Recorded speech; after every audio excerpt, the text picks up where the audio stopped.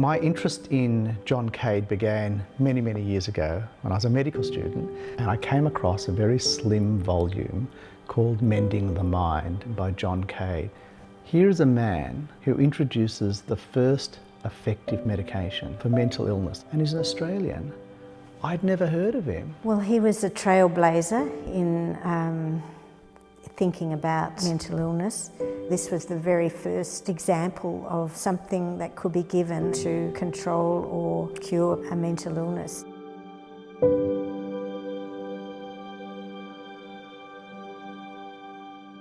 John Cade was born in country Victoria in 1912.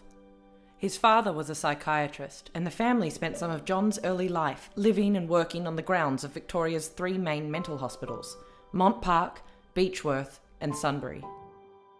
This experience profoundly affected the way John thought about mental illness throughout his career as a psychiatrist. For him, the sight of a man or a woman talking to themselves wasn't something that was as bizarre as it was for the average person.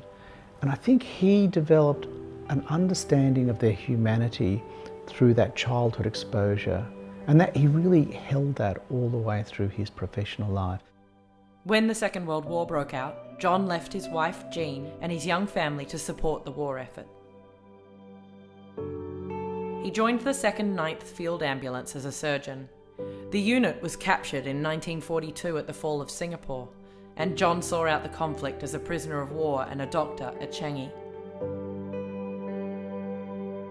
When he returned home, he resumed his position at Bundoora Mental Hospital, and the family lived in a small cottage within the hospital grounds. At the time, Bundoora Mental Hospital had about 200 men, and they were either diggers from the First World War and some from the Second World War. The number of treatments available at that time was fairly meagre, which included electroconvulsive therapy.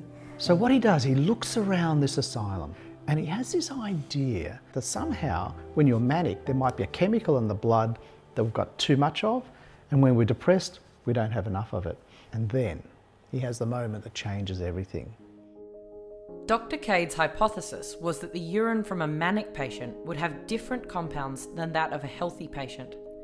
Looking for a way to test his theory, he mixed this uric acid with lithium so it could be administered to guinea pigs. As part of his experiments, this lithium, which he's picked up from these pharmacy stores, he just decides to inject that into the guinea pigs. And all of a sudden, he noticed that the guinea pigs, which are usually kind of wriggling, rolling, quivering masses of muscle, just became very quiet. Almost instantaneously, it seems, he had this idea that if lithium could quell and quieten a guinea pig, well, why not one of the patients around me? Dr Cade tested the drug on himself over a series of months. There were no serious side effects, and he became convinced that lithium could treat mania. He identified a candidate for treatment, a long-term patient at Bundoora Mental Hospital.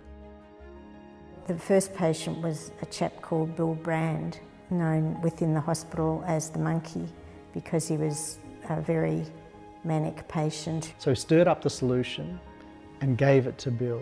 Within 5 or 6 weeks, this man who would run around terrorising patients and staff in his manic state, he went from that state to being virtually completely normal. I don't think John Cade could entirely believe it himself. It was just a remarkable transformation because he'd been in a manic phase for a number of years and he'd had electroconvulsive therapy. It was absolutely a remarkable turnaround. There's also the question of, well, how much lithium do we give?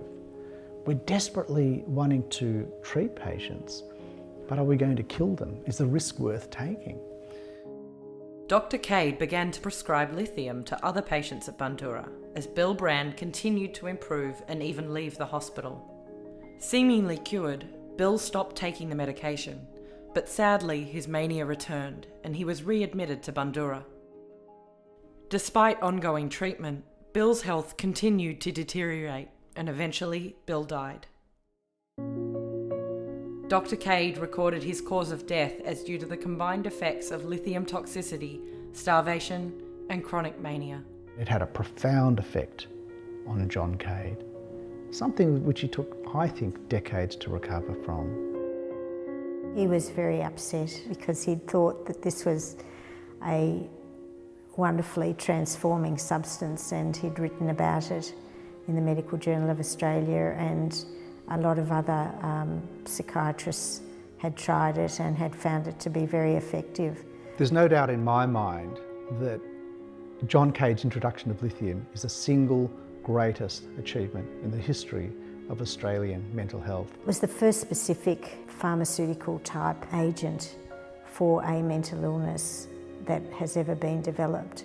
So from then on, a whole series of new pharmaceutical therapies were introduced, and this resulted in a change in the way that institutions functioned for mental illness. I think his understanding asylum patients and their humanity, growing up with his dad on asylums, I think his wartime experience was critical. He knew time was limited and that you had to make the best of whatever time you had. I think you see that in a lot of the POWs, not just in John Cade, but in many of those individuals who made their mark in Australian life.